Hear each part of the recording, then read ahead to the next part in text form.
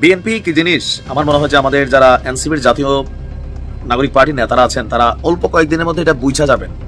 আর ইতিমধ্যে অনেক কিছু বুঝা গেছেন, আরো অনেক কিছু বোঝার বাকি আছে। শহীদ প্রেসিডেন্ট জিয়াউর রহমানকে নিয়ে মন্তব্য করার আগে 101 বার চিন্তা করা দরকার ছিল যেটার পরিণতি কোন দিকে যাবে।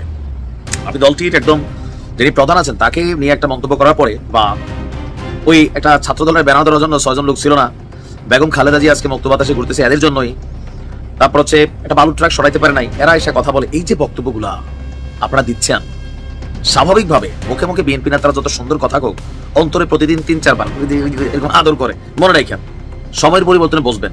আমি দেখছি আমার কলেজ জীবনে এত হালকা নিয়েন না। আচ্ছা যাই হোক, এখন যে সরকারটা বসে আছে এটা কিন্তু জাতীয় নাগরিক পার্টিরই ভার্সন, তাই না? তাদের যাবতীয় চাওয়া পাওয়া সরকার দিয়ে পূরণের চেষ্টা চলে। এদের একটা প্রধান চাওয়া ছিল 24-কে 71-এর কাছাকাছি নিয়ে একটা জায়গায় রাখা। কেন? কারণ লাভ কি হবে? এই যে ধরেন বিভিন্ন জায়গায় সুযোগ সুবিধা, সালাম, সেলুট, ফোন, বিভিন্ন কিছু দেখছেন, এগুলো হবে। যারা মানে আজীবন একটা দাম পাবেন এরকম, মানে 1971-এর যেই মুক্তিযুদ্ধ আর 24-কে নিয়ে এরা গোলায় ফেলতেছে।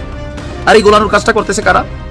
যারা রাষ্ট্রের 7 মাস সময় ধরে টাকা পয়সা খাইয়া সংস্কারের জন্য কাজ করছেন, তারা সংস্কার কমিশন মানে জাতীয় ঐকমত্য কমিশনের কাছে সংস্কার সংক্রান্ত আপনার যেই বেশ কিছু জিনিস প্রকাশ হয়েছে সেখানে গিয়ে বিএনপি তাদের রিয়াকশন দিচ্ছে। এখানে মেইন রিয়াকশন কোনটা?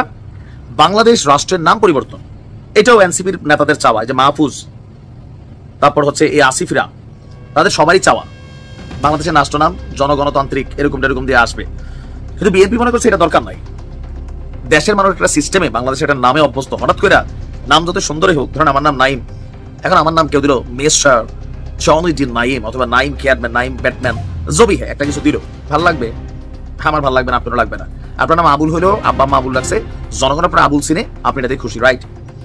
বিএনপি মনে করছে যে এই জায়গায় এটা দরকার নাই, এটা অপ্রয়োজনীয়। নাম্বার 1। নাম্বার 2, 1971 সালের স্বাধীনতা যুদ্ধের সঙ্গে 2024-এর গণঅভ্যুত্থানকে এক কাতারে নিয়ে আসার যে বিষয়টা সামনে আসছে, এটা নিয়ে বিএনপি দ্বিমত প্রকাশ করছেন। দলটির স্থায়ী কমিটির সদস্যরা গতকালকে নানান বক্তব্য দিয়েছেন। সেই বক্তব্যে আমরা দেখছি যে আপনার সালাউদ্দিন বলছেন 5টি সংস্কার কমিশনের প্রতিবেদনের উপর তারা যে স্প্রেডশিট আমাদের দিয়েছিলেন তার উপর আমরা বিএনপি থেকে মতামত দিয়েছি। তো ওনার বক্তব্য কি? যে প্রশাসন, দুদক, বিচার বিভাগ, নির্বাচন ব্যবস্থা, আর এখানে আরেকটা দিয়েছেন তারা সংবিধান সংস্কার। আমি সংবিধান সংস্কার ইস্যুটা আনি, এটাও ছাত্রদের খুব একটা ইচ্ছা। গণপরিষদ নির্বাচন, এখন বেসিক্যালি গণপরিষদ নির্বাচনটা হয় যখন একটা রাষ্ট্রের জন্ম হয়, সেই রাষ্ট্রের সংবিধান থাকে না, সরকার থাকে না, তখন একটা নির্বাচন হয়, একটা সরকার গঠিত হয় অথবা একটা সংবিধান তৈরি হয়। বিএনপি মনে করছে আজাইরা জিনিসের দরকার নাই। নাম্বার 1। নাম্বার 2, সংবিধানে যে বিষয়টি থাকার কথা ছিল সেটা তারা উল্লেখ করেনি। সংবিধানের প্রথম পৃষ্ঠাকে পুরোপুরি সংশোধনের প্রস্তাব আসছে, অনেকটা রিরাইটের মতো, যেখানে 71 সালের স্বাধীনতার সাথে 24-এর অভ্যুত্থানকে এক কাতারে নিয়ে আসা হয়েছে।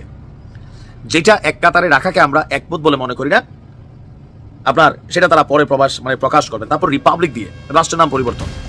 বাংলার মধ্যে জনগণতন্ত্র বা নাগরিকতন্ত্র লিখতে চান, এটার প্রয়োজন নাই বলে বিএনপি মনে করছেন।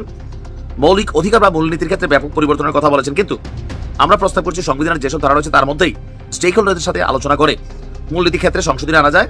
আর এখানে অনেক কিছুই তারা সংযোজন বিয়োজন করেছে। তবে মূল জিনিসটি যেগুলো এনসিপির চাওয়া, বাংলাদেশের নাম বদলাই দেওয়া, তারপর হচ্ছে সংবিধান পরিবর্তন করে ফেলা, এগুলো কিন্তু পারবে না। বিএনপি কোন লেভেলে গিয়ে এদেরকে খেলবে তারা বুঝে, তারা বোঝেন, তারা বোঝেন না, তারা সামনে বুঝবেন। কারণ লুৎফুজ্জামান বাবরের একটা ভাইরাল ডায়লগ ছিল, উই আর লুকিং ফর শত্রুস। মাথায় রেখে ভালো থাকো।